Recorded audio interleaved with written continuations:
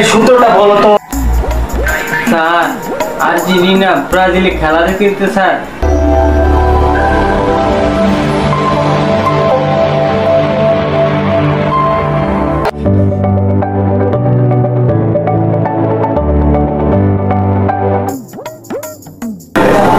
বলো তো বল্টু, a² + b² সূত্রটা বলো তো।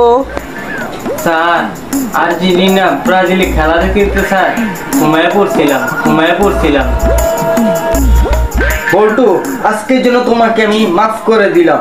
অবশ্যই কালকে যেন এই ভুলটা না হয়, না হলে কিন্তু তোমাকে অবশ্যই কঠিন থেকে কঠিনতম শাস্তি দেওয়া হবে। বল্টু, এটা মনে রেখো।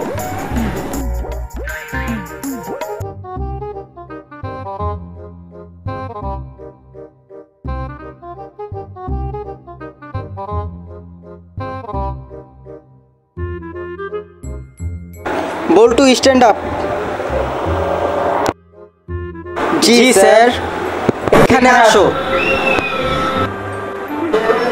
বলো তো বল্টু, সবচাইতে হাসি খুশি প্রাণী কোনটি? স্যার, এটা হাতি হবে, হাতি। বল্টু, এটা কেন হতে যাবে? দেখেন নেই স্যার, হাতিতে দাঁতটা করে ভাই করে হাসে স্যার। বাবা লনসেন্স স্টুডেন্ট, যাও এখানে যাও।